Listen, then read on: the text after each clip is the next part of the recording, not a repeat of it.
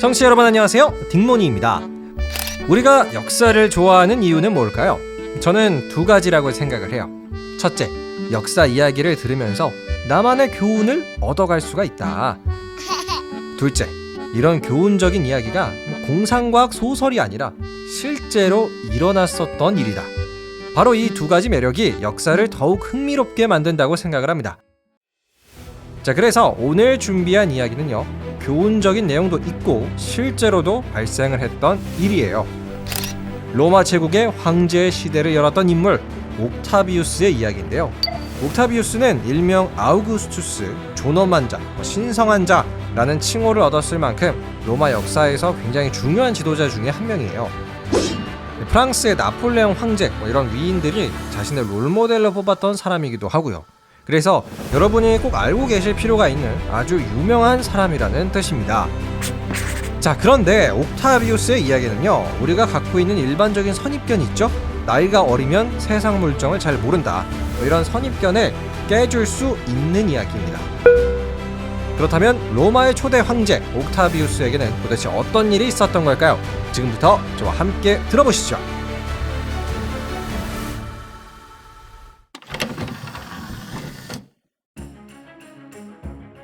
옛날 옛적 로마에는 율리우스 카이사르 장군이 있었다. 왔노라, 보았노라, 이겼노라. 나 카이사르의 승리로 로마의 땅이 훨씬 더 넓어졌구나. 카이사르 장군 만세! 이처럼 카이사르 장군의 놀라운 활약, 그 덕분에 로마는 이탈리아 땅을 넘어 오늘날의 프랑스, 영국, 스페인, 이집트 등에 아우르는 대제국이 될 수 있었다. 나 카이사르가 아니었으면 로마 제국은 이 세상에 없었어. 카이사르 장군님, 이번 기회에 로마의 지도자가 되시면 어떻겠습니까? 그거 참 좋은 생각이군. 얘들아, 이제 더 이상의 전쟁은 그만두고 로마로 돌아가자. 야, 고향으로 간다.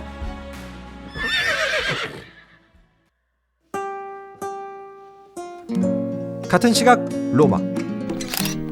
아니, 뭐라고? 카이사르 장군이 로마로 돌아온다. 그렇다니까요. 분명히 저 카이사르 장군은 우리 정치인들을 몰아내고 로마의 독재자가 되려 할 겁니다. 그건 막아야지. 카이사르의 암살 계획을 짭시다.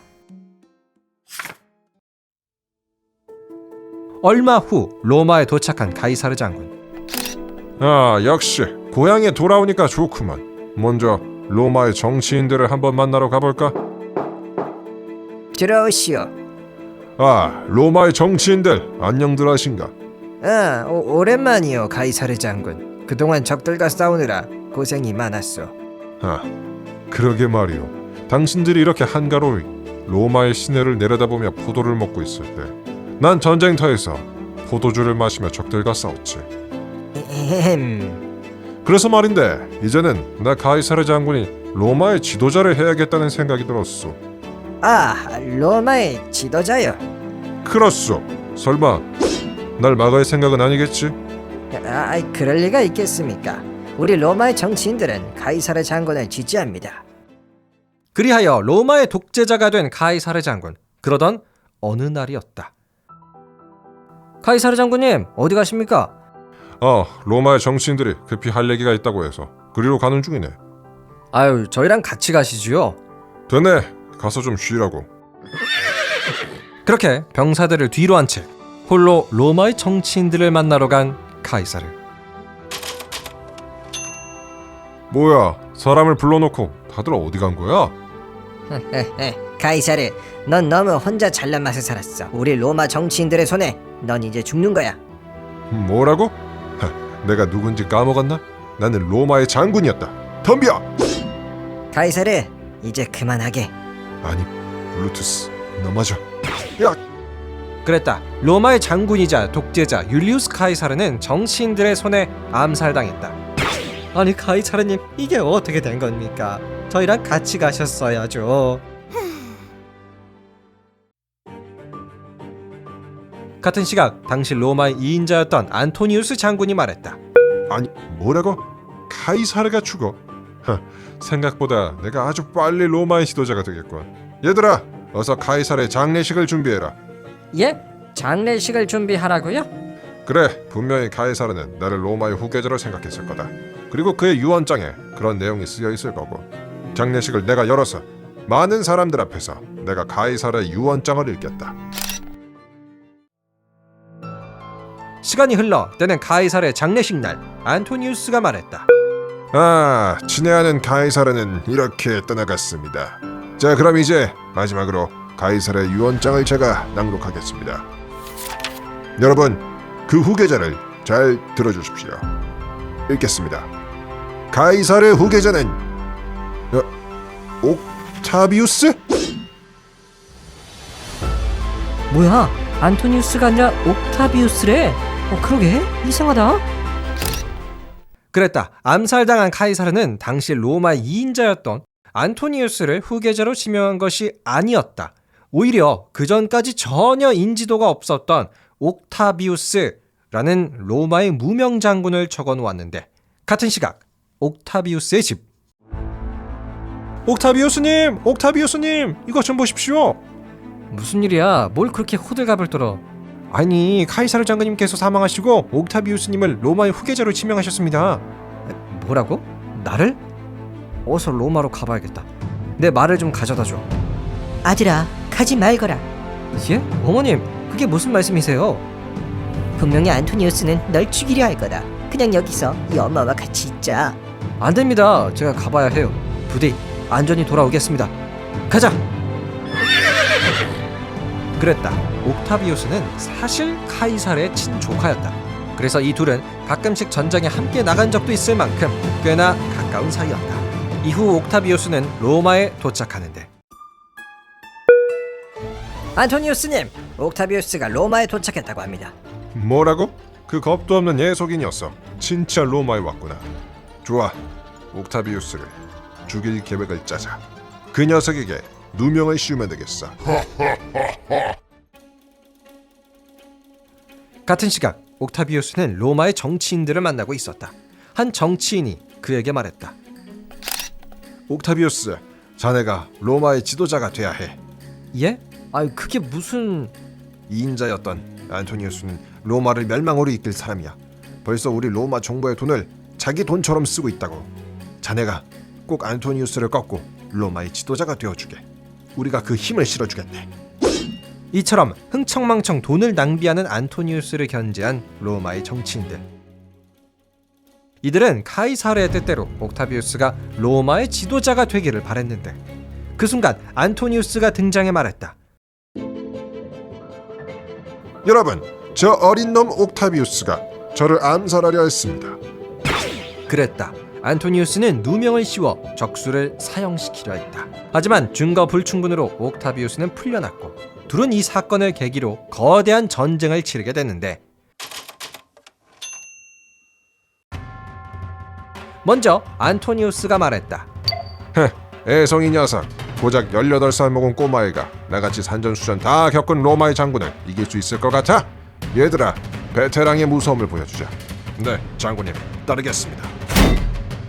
그러나 로마 정치인들의 지원을 받은 옥타비우스는 당당히 말했다. 우리는 승리할 수 있다. 나는 카이사르가 지목한 로마의 후계자. 이번에 안토니우스를 꺾고 명실상부한 로마의 지도자가 되지. 돌격! 이렇게 전쟁 베테랑 안토니우스와 풋내기 옥타비우스는 치열한 전쟁을 치렀다. 결과는 18살의 옥타비우스의 승리였다. 우리가 승리했다. 옥타비우스 만세! 만세! 만세! 그런데 옥타비우스는 다음과 같은 선택을 내렸다. 안토니우스, 비록 내가 이 전쟁에서 승리하긴 했지만 당신은 로마에 꼭 필요한 장군입니다. 그러니 우리 이제 서로 싸우지 말고 로마 제국의 발전을 위해 함께 싸웁시다. 그러지, 옥타비우스. 그러나 이는 실수였는데, 얼마 뒤 안토니우스가 말한다. 이 세상에는 두 개의 태양이 뜰 수 없다. 얘들아, 우린 이제 로마의 속국 이집트로 간다. 예? 이집트는 왜... 이집트의 파라오 클레오파트라를 협박해 돈을 뜯어낼 것이야. 그리고 그 돈으로 다시 병력을 모아 옥타비우스를 공격한다.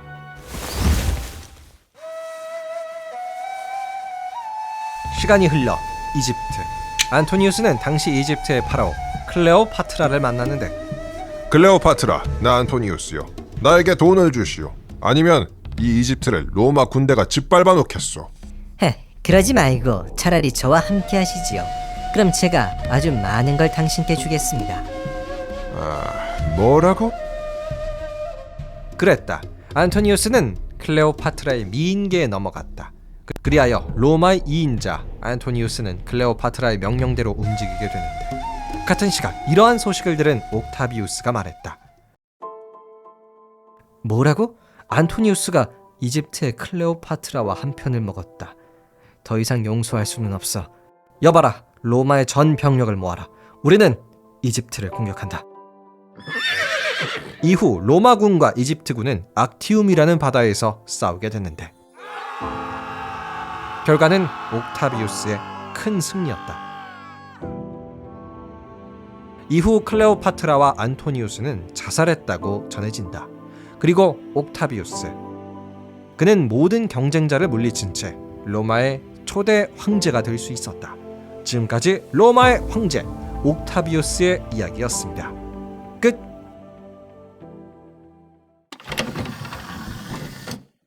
자, 지금까지 로마의 황제 옥타비우스의 이야기를 들려드렸습니다. 정리를 해보면요, 강력한 로마의 독재자였던 카이사르 장군이 암살을 당하고 나서 누가 그 자리를 이을지가 사실 가장 중요한 문제였어요. 그 후보자 중에서 사실 가장 또 가능성이 높았던 건 안토니우스라는 로마의 장군이었는데요. 하지만 카이사르의 유언장에는 무명 장군이었던 옥타비우스가 로마의 지도자가 되어야 한다라는 내용이 적혀 있었습니다. 그래서 이 둘 간의 전쟁이 시작이 되었고요. 결과는 옥타비우스의 승리였어요.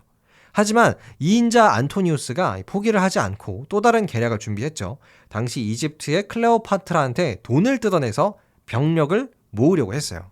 그런데 오히려 이제 클레오파트라의 미인계에 또 안토니우스가 빠지는 바람에 결과적으로는 클레오파트라의 뜻대로 움직이게 됩니다. 하지만 이 두 명의 연합군은 결국 옥타비우스의 군대에게 최종적으로 패배를 했어요. 그래서 옥타비우스가 모든 경쟁자를 다 물리치고 로마의 초대 황제 자리까지 올라갑니다. 자, 여기서 로마의 역사적 사실 딱 하나만 더 덧붙일게요. 로마의 정치 구조 중에서 가장 먼저 등장한 건 왕이라는 제도였습니다. 로마 초기 시절에는 왕이 통치를 했고요. 그런데 이 왕이 통치를 잘 못하다 보니까 로마의 시민들이 왕을 쫓아냈어요. 그리고 나서는 원로원과 집정관, 오늘날로 치자면 국회의원과 총리가 또 로마를 다스리는 정치 형태가 됩니다. 그리고 가장 마지막 또 로마의 정치 버전이 황제인데요. 로마의 역사를 봤을 때 사실 황제가 등장하기 시작을 한 건 기원전 27년부터예요. 그러니까 로마가 탄생을 하고 700년이 흐른 뒤의 일입니다.